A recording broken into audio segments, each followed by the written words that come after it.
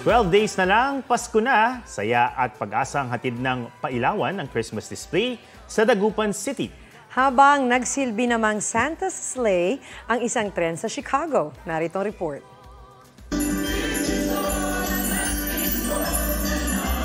Maagang nagsisiksikan ng mga bisitang nais makasaksi sa maliwanag na sorpresa ng Dagupan City. Ang Quintos Bridge na puno ng samot-saring kulay. Namutiktik din sa pailaw ang buong palibot ng plaza. At syempre, isa sa pinaka nagniningning ang kanilang Christmas tree. Ilaw at aninaw ng bayan ang naging tema ng kanilang Christmas attraction. Simbolo ng pag-asa sa panunumbalik ng sigla ng turismo sa lugar. Mahigit 1,000 Santa Claus items naman ang pumuno sa bawat sulok ng bahay na ito sa Tagbilaran, Bohol.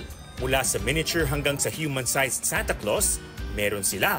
Ang may-ari ng bahay, lampas 2 dekada na raw sa pangongolekta. Sa dami ng mga ito, inabot siya ng 3 buwan sa pagde-decorate. Bukas ang bahay sa mga gustong makakita ng Santa Collection hanggang Chinese New Year. Hindi sa himpapawid, kundi sariles ang daan ni Santa Claus para magdala ng saya sa Chicago, USA. Nagsilbing sleigh ang train na ito na napalibutan ng nasa 60,000 Christmas lights. Ang interior, Paskong-Pasko rin. Mula sa kulay ng mga upuan, pati mga candy cane handrails.